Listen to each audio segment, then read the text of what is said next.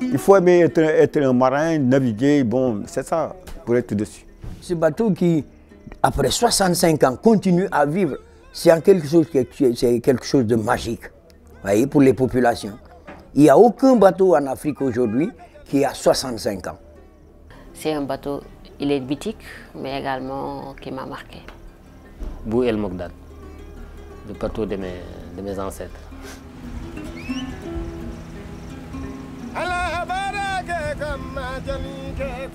Et franchement, je voulais à tout prix monter à bord.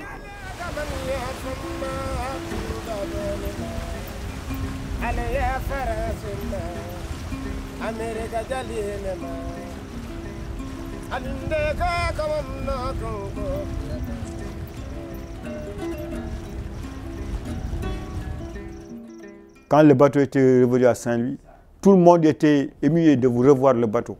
Parce qu'il a quitté 20 ans, il était parti. Les gens disaient qu'il était à la ferraille, d'autres disaient le bateau a disparu, il a coulé, tout ça. Mais quand il est revenu ce jour-là, il fallait voir à Saint-Louis. Des deux côtes, du côté nord, du côté de l'autre côté sort, tout était complet. Le pont était ouvert, c'était pendant 10 ans, 20 ans, le pont n'était pas ouvert. Il fallait attendre que le Bou El Mogdad revenait pour qu'on puisse ouvrir le pont qui repassait. Et puis, moi, je me rappelle, il était comme un pélican qui prenait le courant pour revenir dans son quai natal, dans son port natal.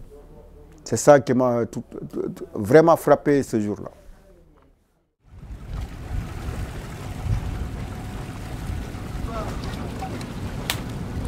Tout le monde à l'eau. Le bar est fermé.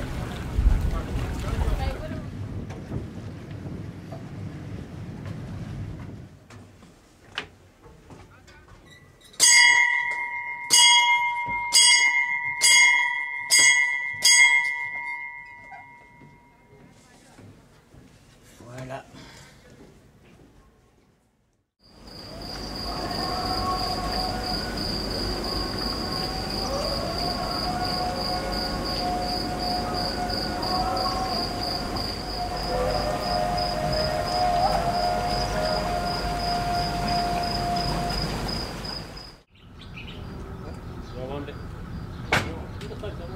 Ok. Ok.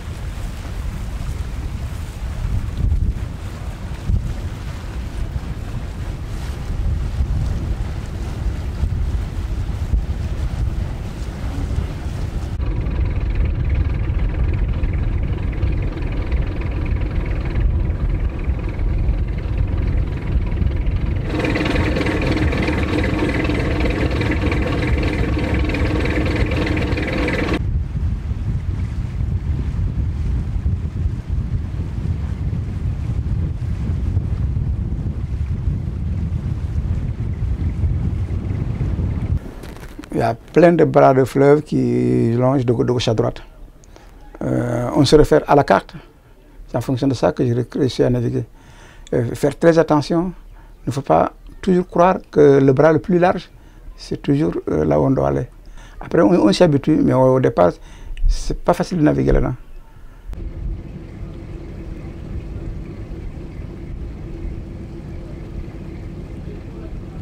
jigéen ñi rek ñoo koy rey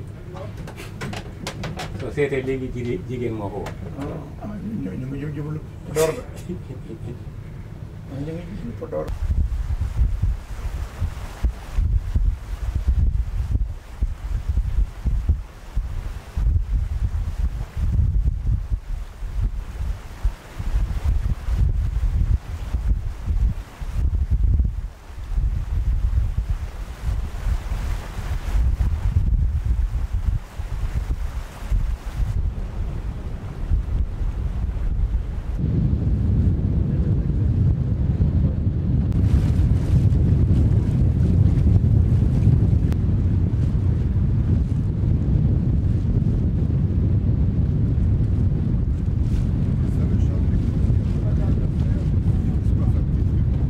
Le seul problème ici de ce bateau, c'est l'écluse.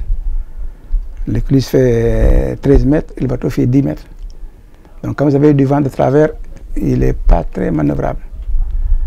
Mais bon, ayant l'habitude, quand je faisais l'offshore, des bateaux à 2 hélices de moteur indépendants, donc c'est avec cette technique que j'ai amenée ici pour pouvoir passer facilement les écluses.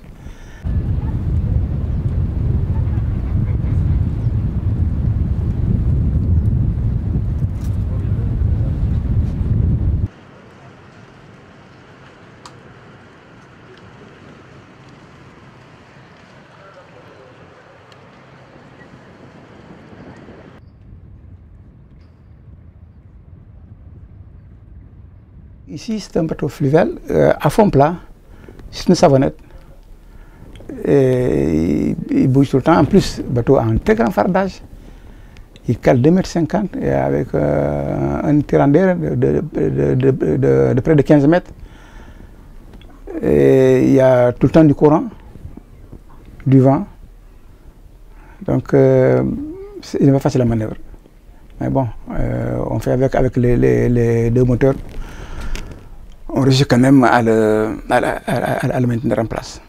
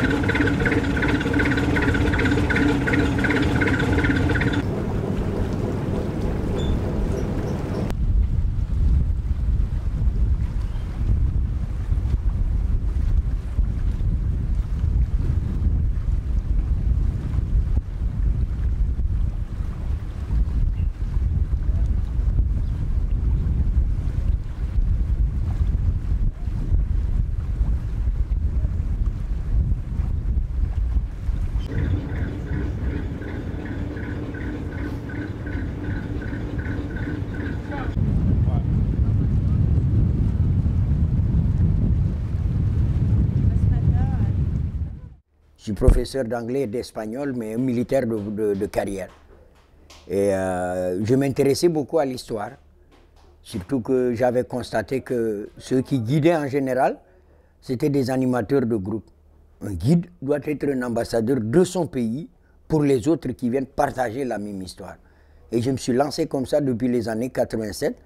Et curieusement, je me retrouve maintenant au meilleur pôle qu'il faut pour enfin, partager l'histoire du pays, la culture, les modes de vie des ethnies, tout ça. Je voyais à l'époque le bateau aux îles du Saloum vers les années 90, jusqu'à même en 2002. Mais je me demandais, je n'ai jamais vu ce bateau-là. Et depuis le 19 novembre 2005, 3 semaines environ après le démarrage de la première croisière inaugurale, je suis à bord et je ne suis jamais rentré. Je crois que aussi c'est l'odyssée du bateau. Vous savez que depuis 82, quand ce bateau a quitté, les populations de Saint-Louis, c'était un joyau pour eux. Au même titre que ceux-là qui viennent visiter Saint-Louis, une fois que le bateau était là, c'était un charme. Les gens tardaient vraiment à quai, à regarder, à repasser encore. Certains qui voudraient peut-être même embarquer et qui n'ont pas eu la possibilité, c'était quelque chose, un rêve pour eux. Et le bateau était parti depuis 82 pour ne revenir qu'après 23 ans en 2005. C'était vraiment, on pensait que d'ailleurs le bateau était coulé quelque part en haute mer ou bien était devenu une épave. Mais le retour a créé vraiment une résurrection pour ceux-là qui ont l'âge du bateau même. Et donc ce bateau qui, après 65 ans, continue à vivre, c'est quelque chose de magique, voyez, pour les populations. Il n'y a aucun bateau en Afrique aujourd'hui qui a 65 ans. Voyez. Depuis même 1950, en 2015, vous n'allez pas me dire que le bateau vraiment ne peut pas être quelque chose. On dirait qu'il a une âme. Même à distance, il paraît simple, hein? Mais à distance, on dirait qu'il cache une silhouette mystique. C'est ce qui fait son charme. Et ensuite, les arrêts, le partage de ce tourisme intégré, les populations en direct avec le client, je crois bien que c'est mieux de lire Le Petit Futé que de visiter ces villages-là. Hein?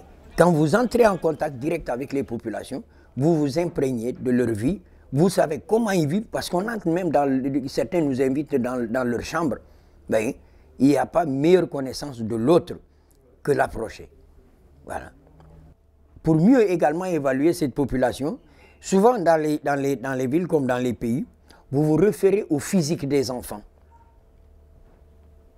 Un peuple qui a faim, ce sont les enfants, les premiers symboles, les premiers symptômes même de la détresse. Mais tant qu'on les voit jouer au football, ça crie, ça joue, nu-pieds, ils courent comme ça, mais c'est comme ça que nous on a grandi en Afrique, vous voyez. C'est difficile de dire qu'ils sont pauvres ou riches, mais ils n'ont pas faim. Voilà. Parce que tous les peuples qui ont faim finissent par craquer et c'est des soulèvements. Heureusement pour nous au Sénégal, on ne peut pas dire qu'on est riche. Il y a des choses à améliorer, mais de toute façon, on n'a pas faim. C'est ça. Je suis né en 1947, le 17 août 1947. Bon, je suis arrivé sur ce bateau vers les années 72-73. Parce qu'il y a un monsieur qui avait acheté le bateau à cette époque. Bon, moi, j'étais un gosse. Hein. Il y a mon père qui était un très grand chef menuisier qui a rénové ce bateau. Parce que ce bateau-là, c'était fait qu'un bateau, pas une bateau de croisière, une bateau de marchandises. Parce qu'à l'époque, sur le fleuve Sénégal, Il n'y avait pas assez de bateaux pour transporter tous ces matériels de Saint-Louis jusqu'à Caille. Il était le seul bateau parce que les routes n'étaient pas bonnes, il n'y avait pas de route qui, au lieu d'amener la marchandise, parce qu'à l'époque à Saint-Louis, il y avait toutes les maisons de commerce, Morel Prom, FAO, Périssang et tout ça. Et tout le long du fleuve, il y avait des comptoirs, des magasins tout le long du fleuve.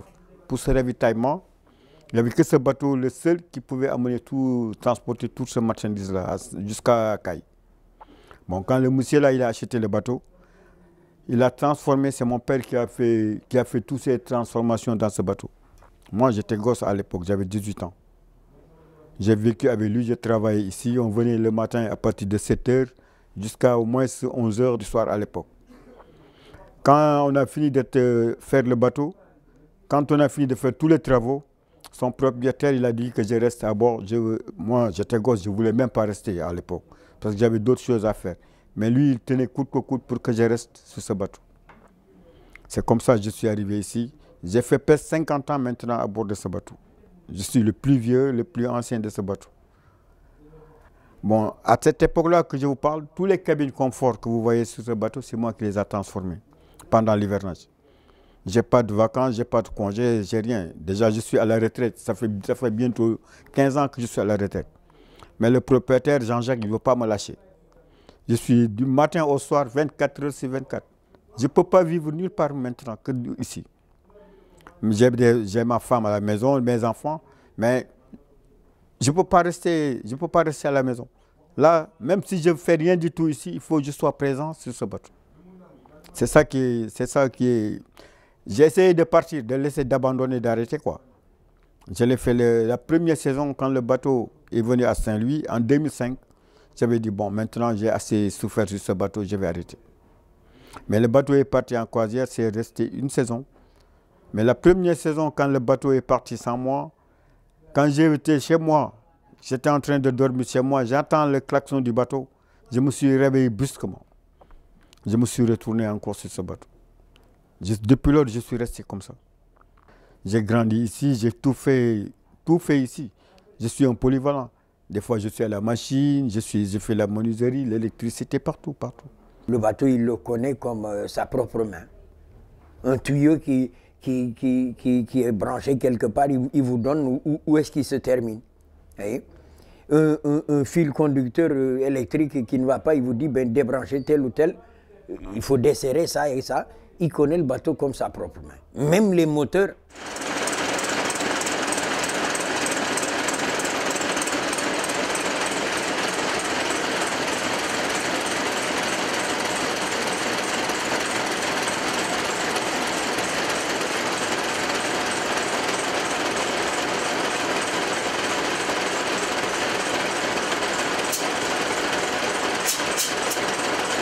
C'est comme ça qu'on peut travailler dans un bateau.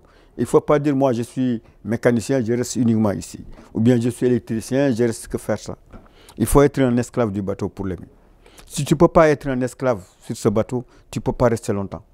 Parce qu'il faut être polyvalent déjà. Il faut être un esclave du bateau. Mais pas quelqu'un, mais du bateau. Tout ce qui demande à intervention, il ne faut pas attendre qu'on t'appelle, quoi. C'est ça pour aimer un bateau, pour rester plus longtemps. C'est un plaisir pour moi. C'est un plaisir. Je l'aime comme j'aime mes enfants. C'est comme ça.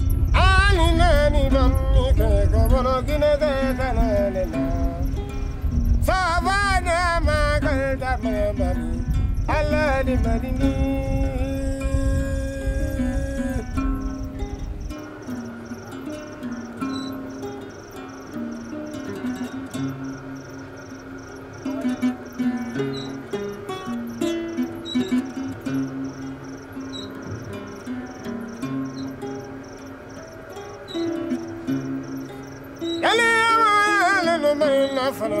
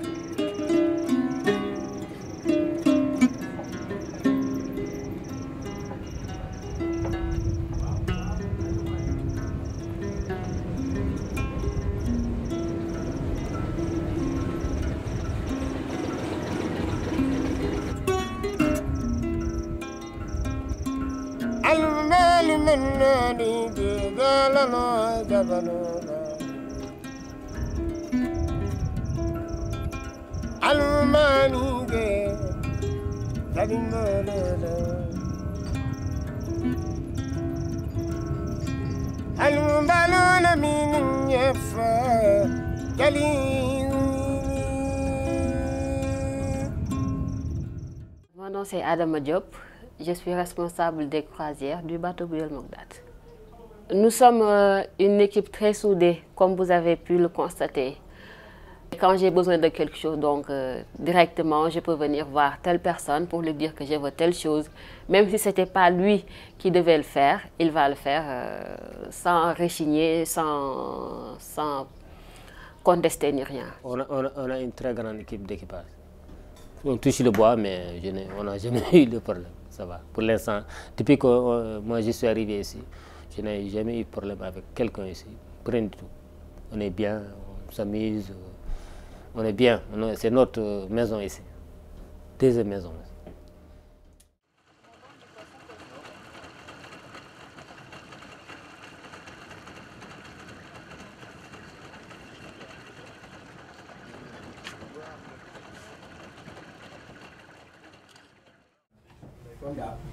Merci Ansu.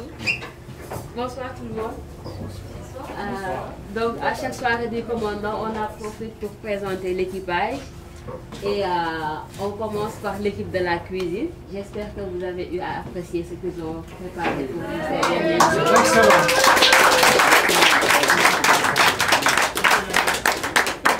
Ils sont au nombre de 3. Le premier, il s'appelle Djibi Thiam, c'est le chef cuisinier.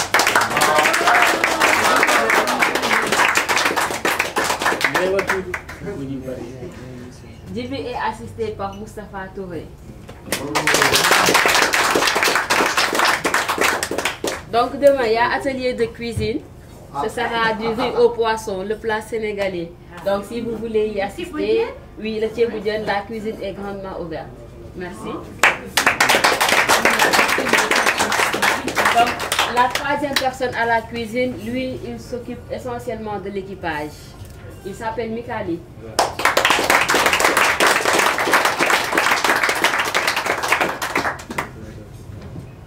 C'est le plus jeune du groupe. Il est responsable des ponts, mais également il est responsable de la plonge. Donc à chaque heure de repas, vous l'entendez faire crouc, crouc, plein de bruit. Samba.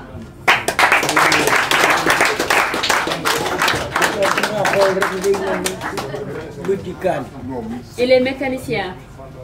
Mais également, quand j'ai besoin d'un plombier, d'un électricien, j'ai fait appel à lui. Ousmane Dao.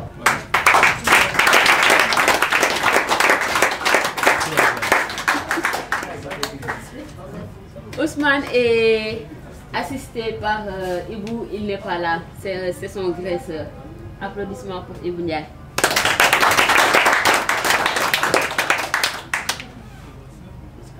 Notre basketteur national. C'est le plus avancé du groupe. Parfois, il se cogne. Quand il fait le service. Il est responsable des salles d'eau, mais également il aide pour la mise en place de cette salle le matin, midi et le soir.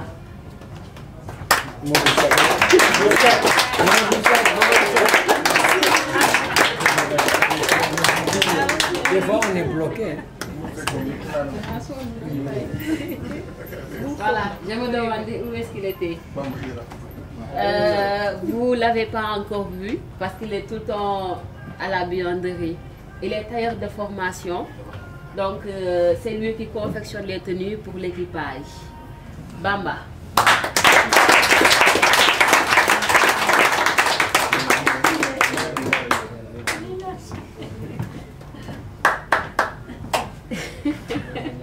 Ils sont 3. Donc chaque matin, ils passent dans vos cabines pour faire le ménage et la totale. Donc le premier, c'est le chef de rang. Il est responsable des cabines et ponts niveau 1 tribord. Fabio.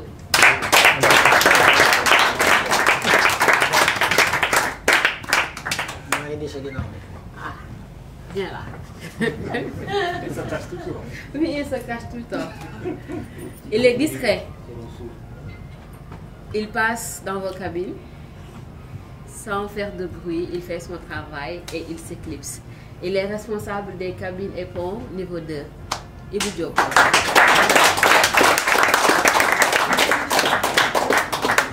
Le troisième, il est cabinier.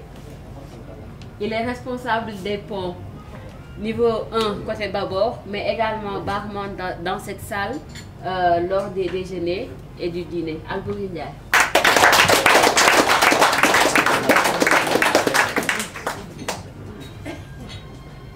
Mon plaisir est immense quand chaque matin j'entre dans cette salle. Je n'ai même pas besoin de venir à l'avance pour vérifier parce que je sais qu'il a déjà fait sa mise en place. Il est responsable de cette salle, mais c'est lui également qui fait la mise en place du petit déjeuner, du déjeuner et du dîner. Zakaria Diagne.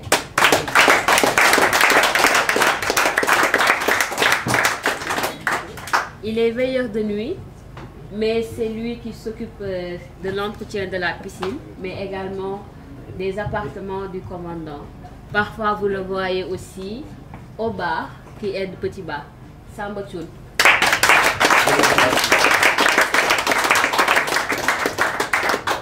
Souvent ou pas?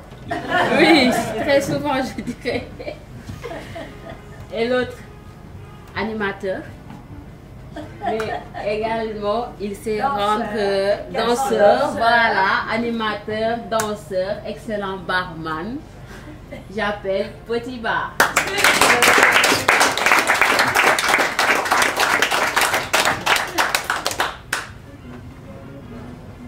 La demoiselle aux doigts de fée. Oui. Oui, c'est vrai. Oui. Elle est bonne danseuse. Également. Danseuse, masseuse. Masseuse? Oui, c'est la masseuse du bateau. Vous ne l'avez pas encore, on ne vous l'a pas présentée parce que quand vous êtes arrivé, elle était à bord. Elle sait faire son travail. Elle est discrète et très professionnelle. Angèle Lopé.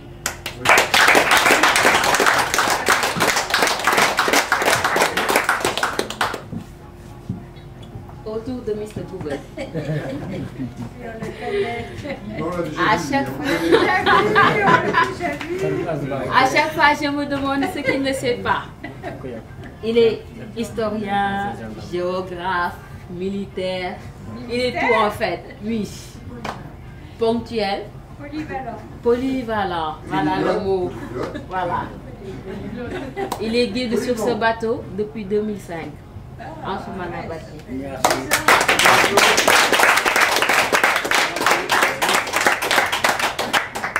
et autour de notre cher commandant.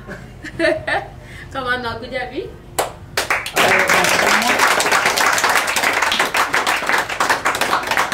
Il reste encore 3 jours ensemble. Essayez d'arriver à bon port à Podor.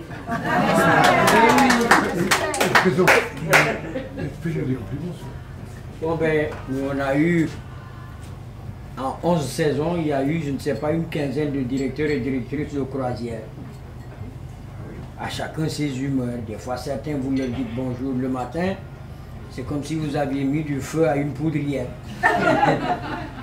Mais on ne dit jamais de malheur qu'il est mauvais. Peut-être c'est rectificateur.